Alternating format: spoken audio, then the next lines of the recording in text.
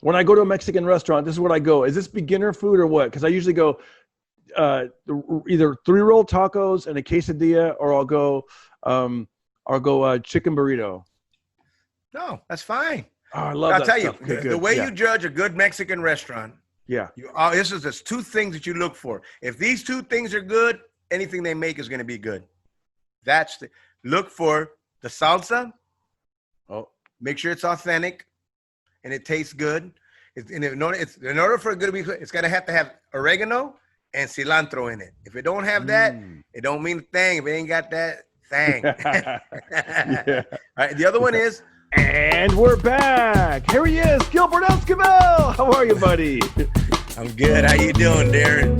Good, man. You're always evolving. Every time I see you, there's a new camera, new backdrop, new wardrobe, new lighting. I know it's all in the same room, but it looks like you have 5 different sets, like you're at Warner Brothers or something. Bro, you don't understand, Darren. I have a room full of stuff that I have no idea how to use. That's what happens when you got money but no skills. Yeah. All the money's gone and so are the skills. I just got a room full of really expensive gadgets. Hey, hold up that camera. Show people that camera that you're excited. Look. This is his new toy. I got an $800 camera. I got this little everything. I got all the little gifts and gadgets. And I can't even use it today because I don't know what happened. You know, that's cool. I think that's if that's what I'm thinking it is. It's called a Gorilla Grip Joby Gorilla tripod. Pod. Yes, it's great because it wraps onto things, and I have one of those. And for people that don't know, that windscreen that's on top, hold that camera up. It's called a dead cat. Yes. And I showed my son that. He's 12. He's almost 13. And I go, this is called a dead cat. And he goes, will I be allergic to that? This is this Sony ZV-1. It's the talk of the internet right now. It's the talk of the internet. It's YouTubers and vloggers. This is the best camera that ever happened to them, and they're all happy. So I got one. And it's amazing. It's amazing. If I only knew how to turn it on, man. Yeah. You're closer though. You saw it online. You purchased it. It's in your hand. You have all the accessories, and you're just almost there. Have you used it yet? Have you actually had a chance? Yeah, I've used it, but I just haven't gone. I haven't gone live with it. This was going to be the first one, but I haven't done all that. I just got to learn how to, because I know everything that it does, and it's like phenomenal. Even people that got like the most expensive cameras, $16,000, $30,000 cameras, they get this camera just to have it because it does so much for the money. It's like for $800, it does what most cameras that are more expensive than it can't do. So that's why everybody's buying it. And they say what's great about the best camera you can have is one that you'll carry with you, and it looks like it's super compact. Like you could just carry it with you and not even be a problem. Yeah, but I'm going to tell you a little trick. I've been studying cameras because I want to get me a cinematic camera for filmmaking. Yeah. Just focus on not for vlogging, not for pictures and photos, but strictly for shooting films, shooting movies, a cinematic camera, right? And I've been looking at them, and there's a great camera out there. The same thing, $1,300. It does what $20,000 cameras can do. That's how good technology is right now. And then they got apps that you can literally do your own grading, your own color grading, your own editing, your own. Dude, you can do it yourself. They got cameras now that do what movies companies pay people to do, like a focus puller. A guy just sits there and pulls focus the whole time. Well, these cameras now are doing it where they do it for you. Wow. But here's the thing. Remember, I'm going to tell you the best camera you can get right now. True. The one that fits in your pocket. Like you said, that's the best camera. This is what they say. However, even if you could fit it in your pocket, if it's limited to what you can do, what good is it to put in your pocket? I got nickels in my pocket, but I can't shoot a movie with them. Right. See what I'm saying? So here's the thing, D. But you do have the best camera. If you got an iPhone or one of those new phones that they got with these amazing the cameras and technology, your iPhone can shoot in 4K. You know how much a big the Red camera, the 4K and all that. Those are what, $20,000 to $30,000 cameras, 50,000, and you got to pay a guy who knows how to use it. You know, but thing is, your cell phone, you could shoot a movie, a cinematic looking Hollywood movie, quality movie with your iPhone. Wow. Or with your cell phone. I heard of a comedian. He did his own special with iPhones. I think he bought a bunch of iPhones and then shot a special and then returned the iPhones. Ah! Yeah. I think that happened. Yeah. Yeah. No, but Darren, here's the thing that people don't realize. I didn't know because I was going to get me that camera, which I still might in the future. But for now, I just saw a movie. It's called No Hard Feelings. Check it out. You can YouTube it. And it's these guys shot this movie with a cell phone and 2 lenses. Wow. Two lenses. That's it. And this movie looks like a Hollywood produced movie. So now forget buying a new camera.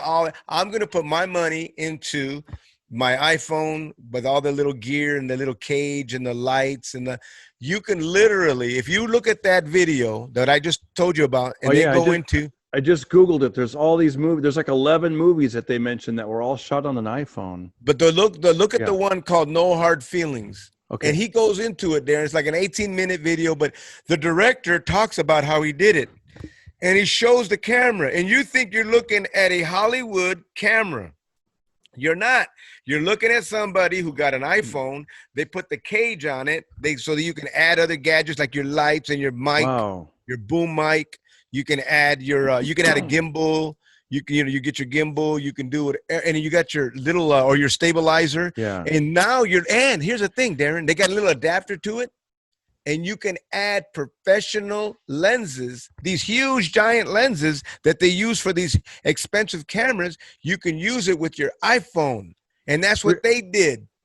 I love to see stuff like that. I got to check that out. Tell us one more time the name of that movie. It's called No Hard Feelings. And tell our viewers, what is a gimbal? A gimbal is something that you can use that your phone or any camera, and when you're walking, it won't shake. It just stays real steady, like a steady cam. But this is, you hold it with your hand. It's a gimbal. And then as you move it, if you turn to the side, the camera stays straight. So the camera never turns. The camera always stays straight. And if you're going up and down, the camera stays straight.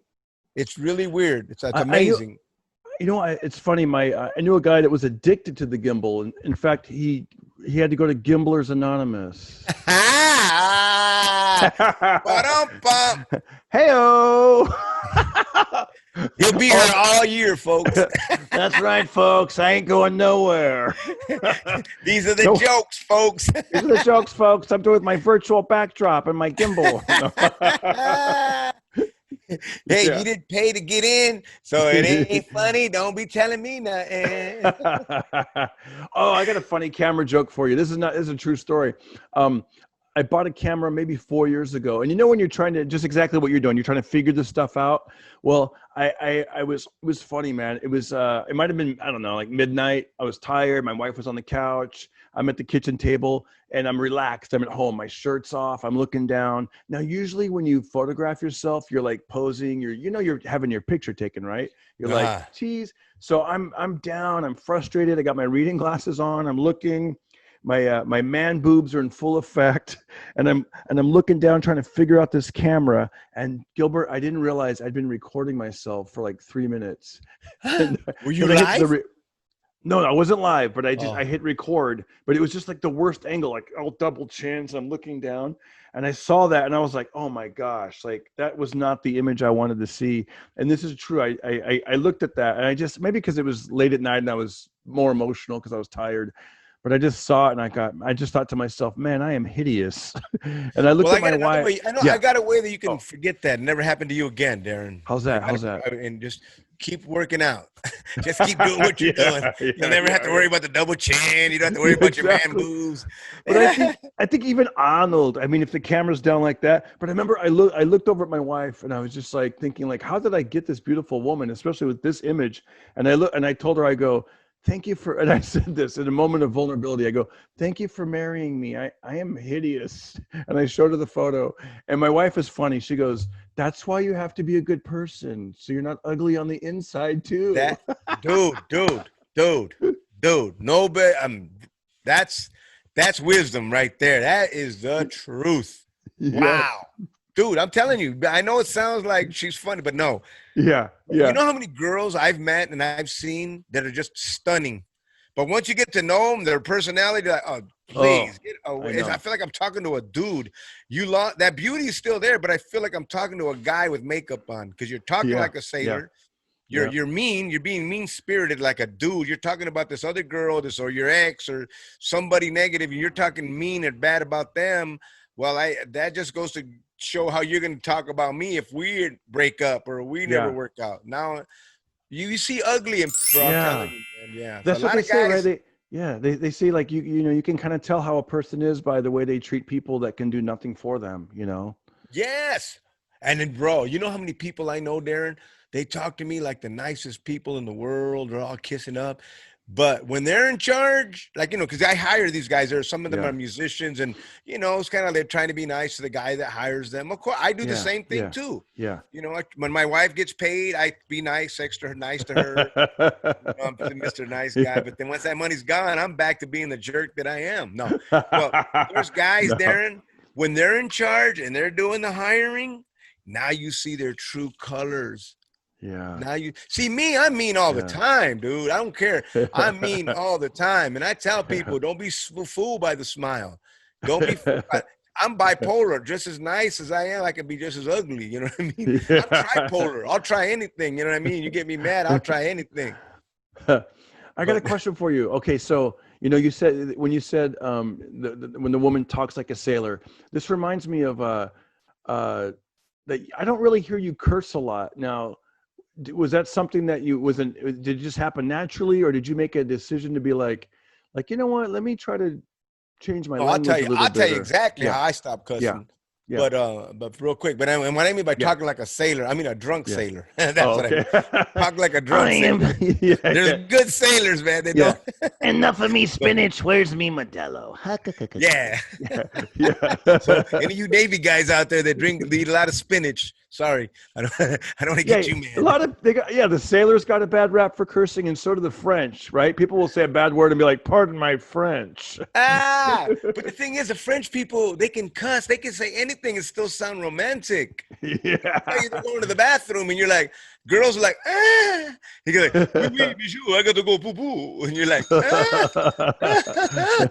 You know what I mean? J'aime le mot fromage. I think that means I like cheese. J'aime le fromage or something like that. But doesn't it sound romantic? Yeah, it does. It's like some English accents. Yeah. Some English accents sound romantic. They really sound classy and graceful. But the most of the English accents, because they have different accents around the UK. Man, dude, some of them, I'm like, oh, I can't even listen to them because they like, I can't understand anything you're saying. Yeah, the Cockney ones. Yeah. They a lot of them like, you know, telling us that. I'm like, I give up. I'm trying to give you the benefit of the doubt, giving you a chance here, but you're throwing me off. Now, you were asking me a question earlier about what were you saying about when I was talking about ugly and how you what about cursing, about swearing. Oh, so I used to to me, cussing is a habit. It's not a bad thing. It's just a habit. Yeah. But you can't be talking like that around certain people, right? That's all. You can talk like with your friends or other people that talk like that, but you know, there's some people, so you gotta be careful. So, well, I used to cuss like nothing. I never thought of anything. And I remember, bro, I used to read the Bible because I was getting into the Word and the Bible and all that stuff, you know, back in 1982. And I remember I'd be reading the Bible to people and I'd be cussing like a dog. I didn't know, really? I didn't know cussing was wrong. I'd be reading scripture. I go, this effing stuff is effing true and all this effing this and effing that. And I'm reading scripture to somebody cussing like a sailor, drunk sailor, bro. And then I was reading one time. I remember I had a girlfriend one time and I was reading to her and I remember I was reading something, the same thing, I was cussing. And then I read where it said, don't swear by anything on earth, but let your yes be yes and your no be no. for every word that you will have to answer for every word that comes out of your mouth. So when I read that, I literally stopped. I'm like, oh, wow. I thought it was talking about cussing. It wasn't talking about that. It was talking about something else. But I thought it was talking about cussing. Darren, I stopped cussing that day. Wow. This was back in 1982. Wow. But, but when I cuss, I only cuss when I'm trying to tell a story that has the cussing in it. I don't have a problem with cussing if I'm trying to say something, or if it's something that I heard and that's the way it said it. Yeah, I don't have a problem with people cussing. I don't have a problem with that. You know what I mean? But I will cuss when I'm mad. If you if you see me mad and I start cussing, the next thing that's gonna happen is come the tears. I'll get so mad the tears will come. After the tears come, the fists are gonna come swinging. That's why I don't like to get that mad. When if I find myself cussing, I go, okay, I know I'm mad. Let me back off here. Yeah. It's like, it's good that you know that people that you recognize it about yourself, and it's like it's funny because I've been trying not to curse and swear, and so like in my everyday language I can pretty much do it. But you're right, once the emotion kicks in, I got to learn to control that too, to where you're not just and I'm I don't pretty care good about it, but sometimes No, go ahead. I'm sorry.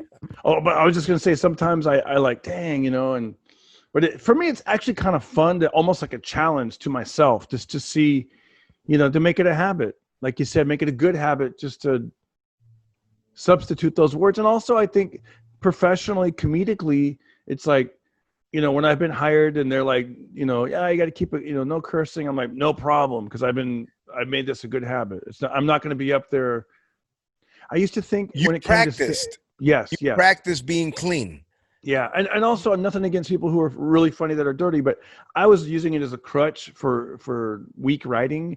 Like rather than writing a better joke, I would just think I could just curse more and it'll win the crowd over. And then it would actually do the opposite, believe it or not. I mean, you probably know that, but it's Carlos Mencia, he starts every joke out with a cuss word.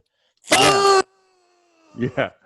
And that excites the audiences because it's his attitude, because everybody has that attitude. You get it. I get it. You just want to say, right? We all do it.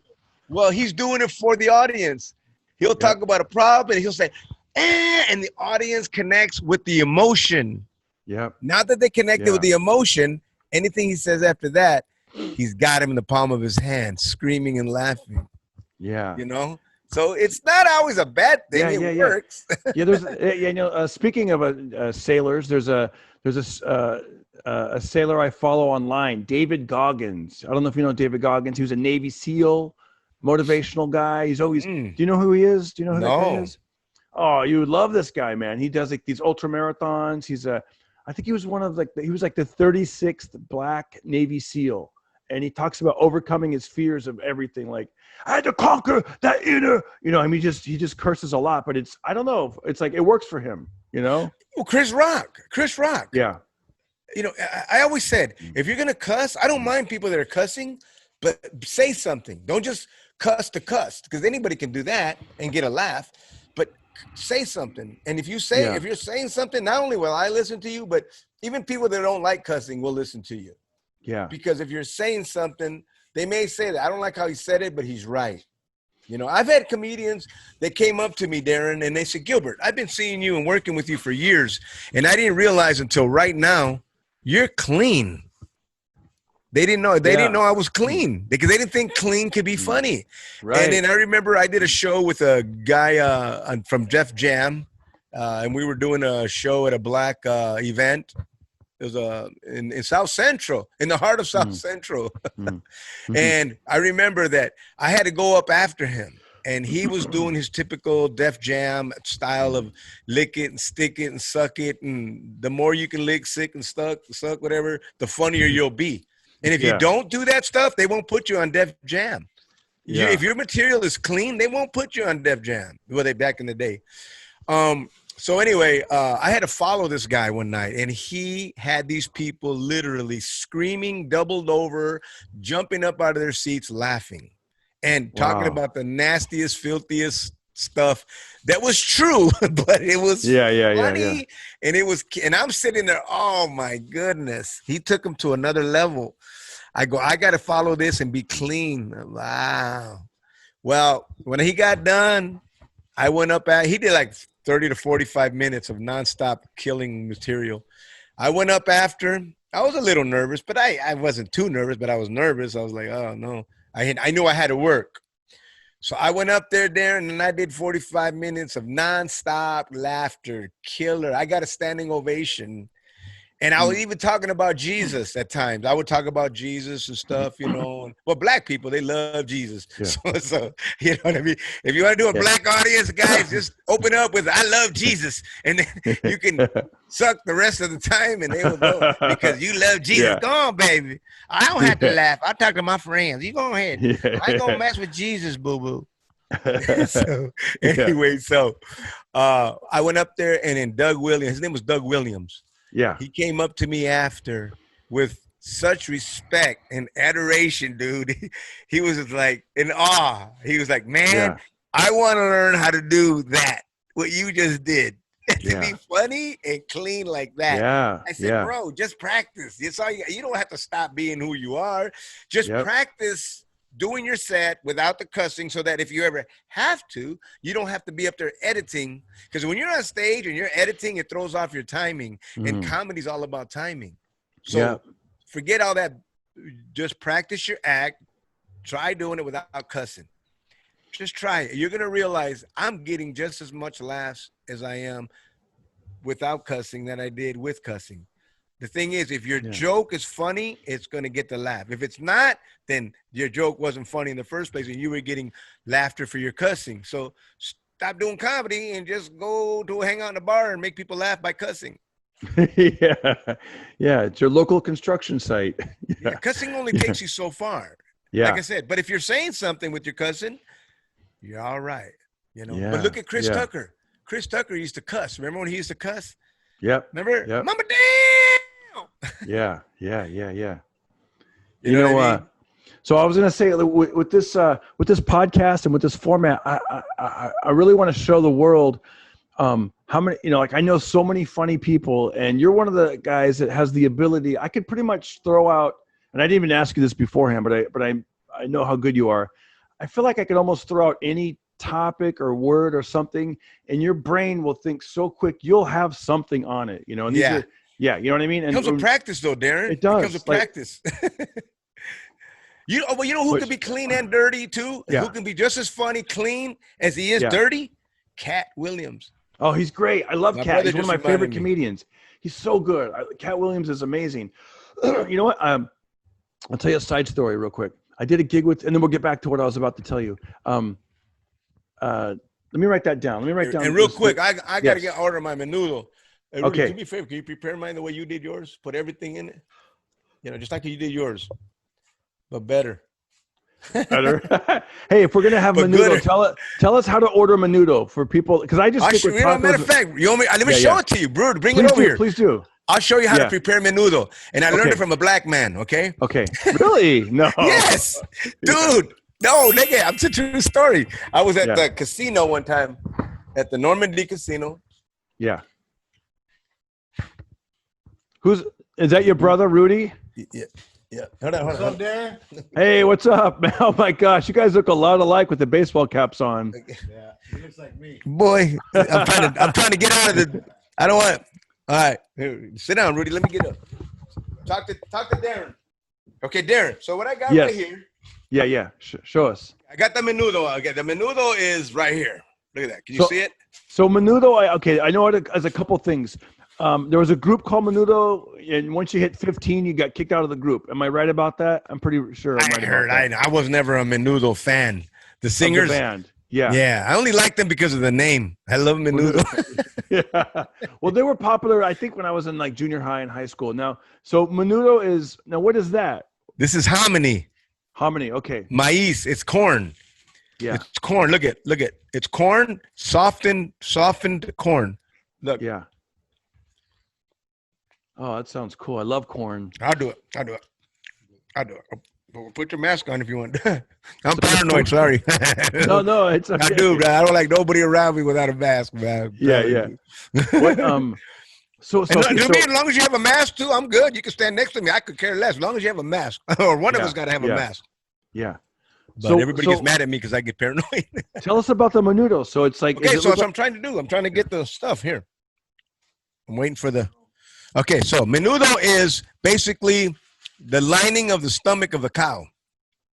I know, sounds gross, and it is. But when you taste it, it's worth it. Okay, it's from like one stomach. The way I look at it is one stomach to another. Yeah, it's like bacon. If I were to describe bacon to somebody for the first time, they'd be like, really? Yes. Yeah. First things first, lemon. Okay. Lemon, you mean lime? Is that lime or lemon? Lime or lemon. It don't matter. Okay. Lemon, lime. Just put the lime. You can put it in the coconut or you can put it in the menudo. I choose the latter. The yeah. You can put one or two depending on how much. So what are the contents of that? Is that like a hominy and, and different parts of the, I'm sorry? Of the pig or the cow? The cow. Cow. And you get the nerve. I honestly don't know what it is. I've heard people make jokes like, hey, if you have a hangover, eat Menudo or something like that. I've heard, yeah. The best thing for a hangover is another beer. Hair of the dog. That's the truth. If you ever get a hangover, down a beer and you'll see it go away just like that. But look at this. Yeah. Cilantro. Okay. Cilantro. I know what that is. Yeah. All right. Bam. All right. Cilantro. Onions. Bam. You got to say bam like emerald. Bam. Bam. All right. Then you could put oregano. Where's the oregano? They didn't give you no oregano? Oh, man. Okay, you put oregano and you put chili flakes, the red chili flakes. Yeah. You can put that in there, all right? So what they usually do is sometimes it comes with this, they call it hominy. All right? It's called hominy, and that's it. And that's what you do. And now you got it like that, and you can eat it with a corn tortilla, or you can eat it with a flour tortilla. And the way I like to do it is with a flour tortilla with butter in it. Ooh. See, now this is it. It's got nerve. They have different parts. Like they have the stomach lining, then they have nerve, and there's this is gross. Okay. I don't need to know all that. Oh, I know, man. I know it sounds gross, but bro, look at that. It's so good, right? Look at the nerve. The nerve of that cow.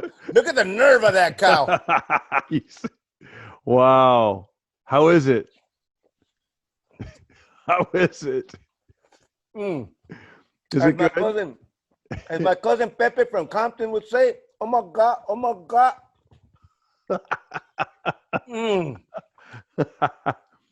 And that's that hominy. And and the hominy is really the thing that kicks it over, huh? Nah. No. I don't care. The hominy there's not, I don't care. But you know what I like? I like have you ever had hominy? Have you ever combined hominy and peas? It's so good. Hominy and peas? Well, you might know it as peas and harmony. Hey-o. Spit out the menudo. Don't ever tell me a joke when I got menudo in my mouth, man. You're going to waste a joke. Because I'm going to stop from laughing. I know. I hate doing comedy. You ever do comedy, Darren? When there's a banquet or a gig and they want you to do comedy while they're eating? Oh, and no. We have to wait till after they eat, till the silverware is on the table. They don't care. They don't listen. They don't listen. Like, now you'll be all right. And you go up there and you eat it because they're eating. Because you're eating doesn't mean I got to eat it. They're eating it. We're eating it. They don't listen. I go, you're wasting your money. If you make me go up there while they're eating, you just wasted your money that you're paying me. They go, oh, really? Then they stall you out. Yeah. Okay, well, can you, okay. And then they say, they figure they have to learn the hard way, man. Okay. I'm going to throw some stuff at you pretty fast. Okay. These are unrelated topics. Let's try it. These are unrelated topics. And I want to see. And like I said, you're very quick-witted, and I know you either have a story or a joke or just a thought on something. Are you ready? Okay. I got my tortilla in hand. I got my butter right here. Oh man, I love that. Got my butter and my brother. My butter and my brother. Yeah. All right. I'm ahead of you. I'm already ahead of you. You better catch up to me. Come on, Darren. Where you at? All right, cool. All right, first word I'm going to throw at you. When you were a kid, did you have, or maybe even now, or with your children, did you? Or let's take it back to maybe your childhood. Did you ever have like a favorite? Let's say you went to a really cool playground. Was there something that you really look forward to seeing at the playground, like a certain? Really? Yeah. You know what? I used to go to the playground to watch the fights. To go start fights at the playground. We would go to the playground and we would make kids fight by a simple thing, like if they're playing marbles, and then the one kid would say, "Ooh, you fudge." Remember, like you fudge. Remember when you would fudge? Yeah. And we're like, "Ooh, Eli, don't take that. You shouldn't have said that to Eli." Oh no, Eli. Okay. Oh, somebody better hold Eli back. And next thing you know, Eli's getting all starts swinging at this dude, and it's his brother.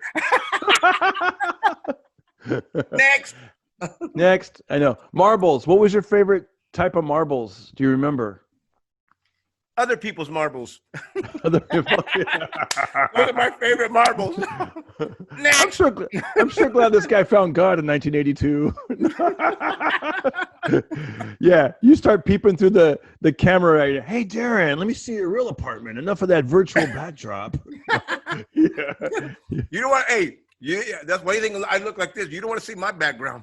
Yeah, I got. Hey, my background illegal.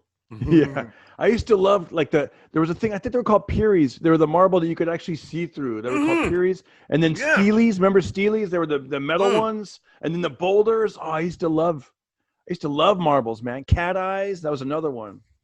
Cat Eyes. That was I was reading somewhere that marbles have been around for over 100 years. And they were more popular back, for like our grandparents. But the Steelies started fights. Yeah, man. You would fight for a Steely. Yep, those are the ones that people wanted, man. The Steelies. I used to play with this guy every day after school at his house, just me and him. And I liked his sister, so I let him beat me. It's all right. But he got my marbles, I got her marbles. No, I'm kidding. And then I lost my marbles. And I married her and I lost all my marbles. All my marbles. Oh, she left me with a stealing. Yeah, someone's stealing my girlfriend. Oh, she left me with a steely Dan. Oh my God. I meet him in Menudo cracking jokes. Can you believe that? I know. It's the best. I'm eating Menudo on YouTube cracking jokes with like a white guy. And I learned how to prepare this Menudo from a black guy. So, so let me tell you that story. I'm at the Normandy Casino, right? Playing poker. And there's an old black man sitting there at the table. And they brought him a big old giant bowl of Menudo. And this dude started putting in everything that you saw me put in. Plus he put in the oregano and that red chili flake. And dude, homeboy made that Menudo look so good. I was wishing I was Mexican. And I forgot I am. Oh my God, I'm one of those. I am a Mexican. Oh, bro, I had to get me a bowl of Menudo and I fixed it just like that black man did. That's cool. So, yes. Yeah. Okay, a couple more things. What's your favorite snack at a movie theater? Or do you have one? My favorite snack at a movie theater? Yeah. What I always get the nachos, popcorn. Gotta have popcorn. Yeah. You can't go to a movie without eating popcorn because if you do, you didn't get the whole experience. Yeah. Because I remember when I was a little kid, my grandmother would take me every day. I mean, every Sunday, she would take me to mass. And you know how mass is. For those of you who don't know how Catholic mass is, you lose weight. Okay, it's like going to the gym, up, down. You don't need to go to the gym. Just get involved. Get religion. Go to Catholic. Don't even get religion. Just go to Catholic mass. You will lose weight and you'll learn how to hate. You'll learn how to hate and you'll lose weight. You're gonna hate anybody that doesn't agree with you. No, I'm kidding. I'm kidding. Not all Catholic. I got just my family. I got family members that are so Catholic they hate people. They hate you for not being Catholic. I'm like, really? Yeah, they think you left the family. I didn't leave the family. The family used to force me to go to church. Yeah. My mom, my mom would make us go to church, Darren, and she wouldn't go herself. She would do it just so that we could get if they had a van and they would pick pick us up, Yeah. she would let us go. And she didn't care if it was a church of the Latter-day Saints, the Church of the Living God, or Church's Fried Chicken. If they had a man, and if they picked us up, she would let us go. And no, because, you know, we were some bad little kids, and I was cheap babysitting. Yeah. You know what I mean? Yeah, because, you know, it's so, but then my grandma, so my grandma would take me to church, because I live with my grandma every single Sunday, Darren. And then after that, we would go to the movies. We would go to the movies, and we would watch Mexican movies. And I didn't understand it all because they spoke I understand Spanish, but you can't talk too fast. You'll lose me. Yeah. So obviously I just went. I understood a little bit, but I loved going because I would eat popcorn, and the smell of popcorn, you know what I mean? It always, you know what I mean? But she would only take me to eat the popcorn because to gain weight that I lost at church that morning. Yeah. So anyways, got to have the popcorn, and I got to get the nacho with cheese and the jalapenos. And then I like to dip the popcorn into the cheese that comes with the jalapeno. Oh, it's good. Oh, it's bomb, bro. It's good. Movie theater. Oh, man. I miss that. I can't wait till we can do that again. Well, and then on top of it, they opened them. They did open the theaters, but I didn't go because there's no movies to go see. Why am I going to go to a theater to go see a movie that you can watch on YouTube? Yeah. Okay, we're going to wind it down. What is, if you're ever in the, because, as comedians, we like to be, upbeat and, optimistic. But every now and then as a person, as a man, by ourselves, we might want to, hear some sad music. I don't know what it is, man. Every now and then, is there a certain song or style of music when you're kind of feeling bluesy and you kind of like just want to feel it, and it might bring you either to tears or making you feel like, man, that song got me right there. That one got me. Is there a song or a style of music, or do you remember when that happened? When I'm in a bad mood or sad or something, I don't want to hear music. I don't want to hear music. I want to hear myself. I want to hear my thoughts. You know what I mean? I love to hear music when I'm bored or I'm just driving somewhere or I'm doing a show when I need to use the music to enhance my show. But other than that, I'm not really, I just rather, or sometimes I feel like hearing Mexican music. Once in a while, I'll get in the mood to hear Mexican music, or I want to hear oldies but goodies, or I want to hear nothing but gospel music. Sometimes I don't even want to hear gospel music, like certain types of gospel music. See, people don't realize there's certain types of gospel music that's upbeat and fun and hallelujah, campfire type of thing. And then you got other music that's worship, that's more of a meditation, devotional, more of a prayer kind of thing. I like that. When I'm mad or angry or sad or whatever, worship music right there. That just, I don't know what it does to me, but it just helps. Oh, that reminds me. Are there any, okay, when you said that, I was, on my shuffle, my Spotify playlist, Gladys Knight came up, and she did a cover of a gospel song. I don't remember the name of it, but it was really good. And that got me to thinking, I wonder what other gospel songs were recorded by celebrities or mainstream artists that we may know, because, that's kind of cool. Like when I remember hearing Johnny Cash do like a gospel song, and then I found out Gladys Knight, and, Elvis Presley would do like a gospel. Do you know any other celebrities or people that we may not know of that do gospel music? Golly. I mean, singers, Denzel Washington. Yeah. Really? I gotta say this. In all fairness, though, Darren, some of the most spiritual people that I know are comedians. You would never think that, but I saw that. Comedians are some of the most spiritual people I know. I mean, they may not act it or walk the walk, but when they're serious and, they're not cracking jokes, a lot of comedians are pretty sad people. They got a lot of, that's why they do. They go through life. Either I'm going to laugh at what happened to me, or I'm going to cry. I'm going to use what happened to me, and I'm going to laugh at it, or I'm going to cry about it. And me, I'd rather laugh about it, because a lot of the stuff that I talk about and I get laughter, if I talk about it seriously, I'll cry. I can't get it out. I'm one of these kind of people, though. When I cry, I don't know when it's coming. I don't know when it comes. It just comes, and I have to grab it. I grab it right away. I have to, because if I let go, forget it. I just lose it. I've done it. I've done it where I remember one time I was doing a prison. I was doing a prison in Arizona, and there was a group there from Hawaii, a church group, and there was about maybe 30 of them.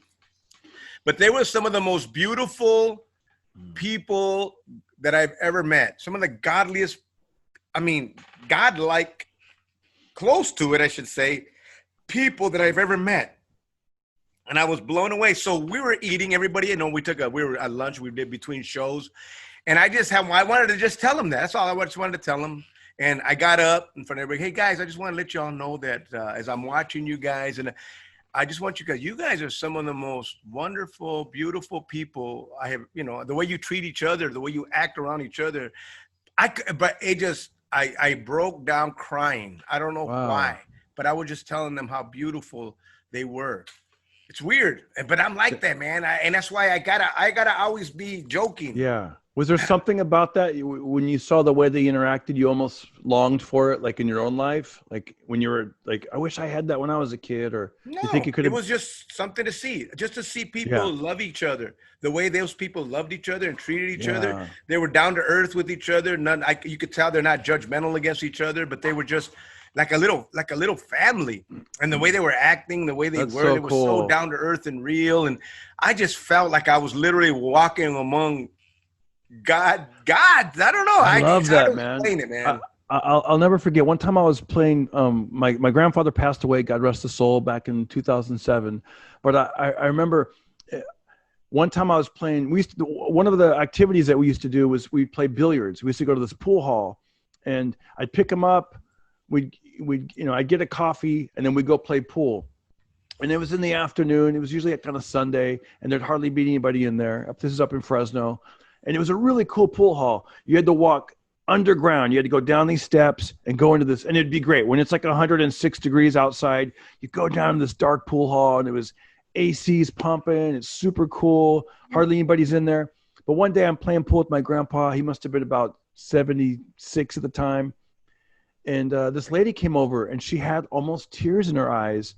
And she goes, I loved to see the way you and she goes, I don't know if that's your dad or your grandfather interact. She goes, but it warms my heart. And she goes, I want to pay for your pool for today. And I was just blown away by that. And it wasn't even that much money, but just I guess she was observing us, and just it touched her somehow, It was, I can see why. Yeah. I've never, kind of cool. I wish I could have done it with my grandfather. I didn't, you know what I mean? My grandfather, I was trying to talk, my grandfather was a dog. He was a hound dog. My grandfather was in his 70s, late 70s, and still had girlfriends. This guy was a hound dog. My grandpa was a hound, and I say that with a little bit of pride. And them genes are in me. Well, come on. Because my grandpa, I'm telling you, my grandpa, he had I was trying to talk with him. I was trying to get, and grandpa, all he kept doing is like, yeah. Mm-hmm, yeah. And I'm over here, grandpa, my dog died, and I haven't been the same since. Yeah. I'll be right back. Yeah, poor dog. And they go in, and he's dancing with some girl at the dance. He's dancing with her, going in circles. Like, you old buzzard, you need a wheelchair, but look at you can dance. Yeah, but but I never had that relationship with my grandfather. So that's cool for you. When you said that, and you said how, I'm like, that's cool, because that's one thing I love about your videos that you do with your son. I watch those. Thank you. You have no idea how much I'm like, golly, man, that's so cool. I go, you know what I mean? I was like, that's beautiful, Darren. Keep doing that, man, with you and your son, man. A lot of dads need to see that. Man, it's inspirational, man. Yeah, you know what? It's if you do it right, children are just a wonderful gift, man, as you know. And it's like, it's the best. I only got 2 daughters, though. I see how you inspired me so much. I mean, one of them grow mustache, man. I mean, I'm You're like, I want a son. Yeah. Anyways, Gilbert, you're the best, man. I'll let you get back to your Menudo and hanging with your brother Rudy. And hey, man, I'd love to have you back on the show. And anytime. I love doing your show. So let me know. Yeah, Gilbert's the best. Check out his channel. It's on YouTube. Tell them where they can find you on YouTube. Comedian Gilbert's World, or go to Facebook, Comedian Gilbert Esquivel. You can check out my show that I do, G's Night Owl Coffee Show. Watch me act a fool. I hang out. For real, I do that show. 80% of my audience is females between the ages of 45 to 65. Nice. The rest of them are over that age. Serious.